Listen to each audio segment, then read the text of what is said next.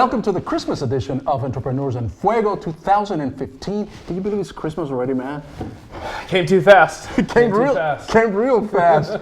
We're documenting the journey of amazing entrepreneurs like Steve Boehle from Mammoth Marketing and Advertising, one digital footprint at a time. How you doing, man? Good. Merry Christmas and all that Merry good Christmas. stuff. Yeah. We're just around the corner, man. Today, a couple days. A couple of days, man. And it's just today is Tuesday, the 22nd of December. And that's a day, you know why? That is a day that I will never forget, because that's my birthday. So I can't. Oh, happy birthday. For my sound check, I can't forget that. Happy birthday. So what, 21, 22, right? So now that I've given you my birthday, so tell us a little bit more about what you do, brother. Sure. So we are a digital marketing agency. We specialize in inbound marketing, which includes basically attracting, so SEO, social media, content marketing. We put together complete marketing plans for our clients, including video, podcasting, kind of whatever they need to do to get their reach out there and attract the right customers. After that, then we put in automation. We put a lot of different marketing tactics to nurture these leads that we're creating from traffic that we're creating to ultimately land them as customers. Okay, so I see what you're doing. You're trying to generate leads for the client to be able to take those leads and close them. So, and this is one of the things that I talk to clients, right? I mean, you could be the best SEO and marketing company in the world, right? And you can deliver to me 10 leads. But then it's incumbent upon me as your customer to take those leads and work them. And close them. And close them. That's when we get the revenue, right? Do you find that there are a lot of clients that says, well, I got the 10 leads, but I didn't close any? Do you find that happen? And perhaps going back to you say, well, maybe you didn't do your job that well. Yeah, so one of the things that we also do within that is we do what's called lead scoring. So we try to find clients or customers that are more likely to close, right? So usually when we come in, we have about a 60 to 70% increase in their close ratio. So what we try to do with the sales teams for our customers is take them from cold calling and picking up the phone, doing a lot of the networking and trying to sell to closing leads, right? So our goal is to deliver leads that are at the end of the buyer's life cycle that are going to be purchasing right then. We're not trying to find the people that are kind of just doing the research, kind of trying to figure things out. We're trying to get the people at the end, and that's where we do all the lead nurturing to help them get there. See, that's what's cool about and the difference about what you do, and that's why I want you to say that, because I remember back in the day, and again, being that it is my birthday, I'm going to go back. I'm going back a few years, right? And you're probably too young to remember this thing. Taylor's definitely too young to remember this thing. But the way that we used to get leads is that you just walk to the restaurant and you drop your business card into a fishbowl, and at the end of the day, hopefully, maybe you got somebody there out of that fishbowl that would become your client. But what you're doing is that you're actually scoring. You're really using a lot of analytics to make sure that lead is a good and has a higher closing ratio. Yep. So one of the things that we will do for our clients too is we'll get that fishbowl, we'll have them input all the names and email addresses into it, and then we'll give it a campaign name. We can call it fishbowl, we can call it networking, whatever we want to call it. But then what we start doing is we start sending out automated marketing to them. And based off the behaviors of that potential lead, we start sending them different messages.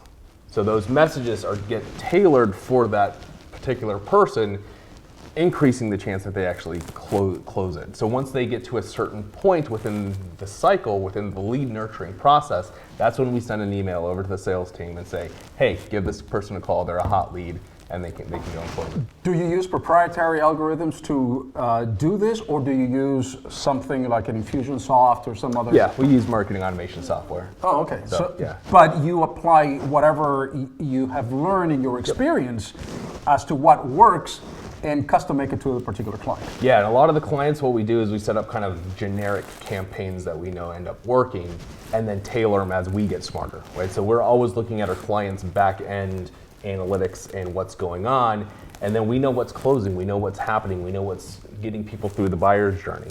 And that's how we start tailoring the marketing for them our clients, not for just what we do. So we custom tailor after about 4 or 5 months. We have enough information to start doing that stuff. Steve Boehle with Mammoth Marketing, man. So this is really interesting because, and again, like I said, your angle is analytics and making sure that closing ratio is high. But everything boils down to marketing, doesn't it? I mean, yesterday we were having a conversation as to, hey, I want to sell my product on Amazon, or I want to sell my product on this other e-commerce.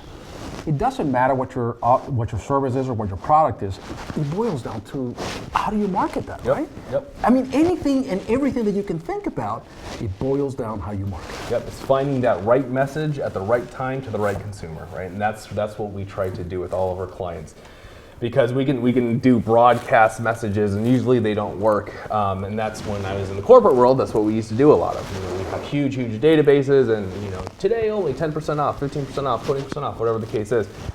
And your close ratio on that is small. But what we try to do is we try to get personalized messages for every single one of our potential clients and for our clients' customers. So that way we're sending the right message at the right time to help them close that lead. What made you jump from the corporate world to the entrepreneurial world? Because I think there has to have been a point right there where you're like, oh, I can't take this anymore, right? Well, there's a lot of reasons, right? So one of the main reasons was I was sitting in a meeting for about 2 hours, and we were looking to send out an email out to our 1.5 million database, and we sat there for 2 hours debating the background color of the email. Not even the content of the email. The content was already set up. The content was already there. It was, a difference in like a couple different shades of gray. And it's like, it doesn't even matter because it's the content that's going to end up driving them. So we go through the meeting. We still don't come to a decision. The next day we finish up. We have about another 45 minutes talking about 3 different gray colors. And at that point, I kind of said, I need to do something differently. I need to do something that's a little bit faster moving, and we can kind of get through things. So that was the day I went and filed my LLC paperwork. So, you're like, enough of this bickering about, what shade of gray we're going to utilize for this campaign. It was, so our lead time for an email was 6 months. Oh my God. At the time. And it's like, okay, and I get it. There's coding. There's, certain things that you have to do. But 6 months? But 6 months. I don't know what's going to be going on in 6 months. The information that you were going to send 6 months ago, it's dated. Yeah, we may not even have that product anymore. Exactly. So yeah, that was kind of the tipping point. I mean, before that, I was kind of entrepreneurial and wanted to do something myself. But that was the push me over the cliff and do it. So you move into the entrepreneurial world, and now what? Now there's a lot of lessons to learn, right? Yeah, that's where you go through college. I went to graduate school, and they don't prepare you for any of that kind of stuff, right? Right. You learn by doing. You learn all these different things. One of the biggest things that I had to learn when I went to start my company was how to sell. Right. I had never sold myself. I had never gone out to a sales call. I had never done that. I've always been in marketing. You set up the marketing campaign, you execute it, and then you have the salespeople do it.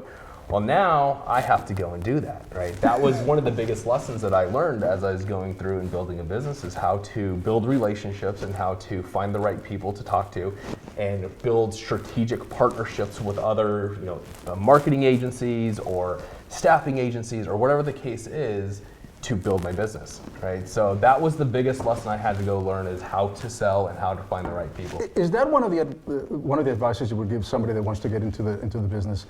Don't just rely on that technical knowledge that you have, that presumably you would think would propel you to become an entrepreneur, but rather there are just a lot of, in fact, sales is probably just one of the many hats that you're wearing now. But sales, it sounds to me, that is incredibly important, or at the top of the list. It is, because you have to go get revenue, right? That's one of the hardest things as starting a business, right? Is you have no revenue most of the time, or you're just building your revenue.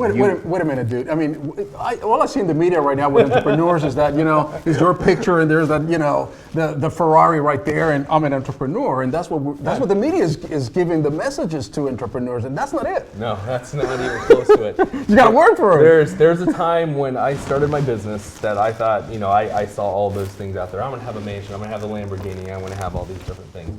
And I came to the realization very quick that's not going to happen. So Not quick anyway. I mean, not overnight anyway. No, not overnight. Right. It's going to happen, eventually. And that's why you get into building a business. But it's going to take 5, 10, 15 years to get to that place. And it's a lot of hard work, too. And I think that's another thing that the media kind of doesn't put out there. There's some people out there that tell you about hard work, but if you don't put the work in, it's not going to happen. You're not going to get where you want to be. So, What's the best advice that you got? to work hard. I mean, really, that's the best advice that I've had. When I went into being a business owner, that was the one thing that kind of got me through and got me to where I am today, is working harder than anybody else. Mammoth Marketing, if you want real leads, hot leads that you can close, you're gonna call my main man here, right. man. And you just gotta get, but you can't close it for them. No, you still have to go close it. You have to still do your sales thing, but we're going to help you get there. generate those. You're gonna come back, man. All right. You're gonna let us know how things are going and everything else, man. That's a great story because your angle is there's always all the entrepreneurs that are coming here in the show. They have just a little bit of a different angle. Yep. Even if you're doing the same line of trade or business or whatever, you have a different angle, and that's what you're delivering. I think to me is incredibly valuable and your distinct advantage. Yeah, I appreciate it. Where's your Merry Christmas hat, man? Where's your Santa I hat? know. Man? Maybe I can get a little bit more white in my beard or something next time. So. Thanks for coming in here today, man. With that, we're out.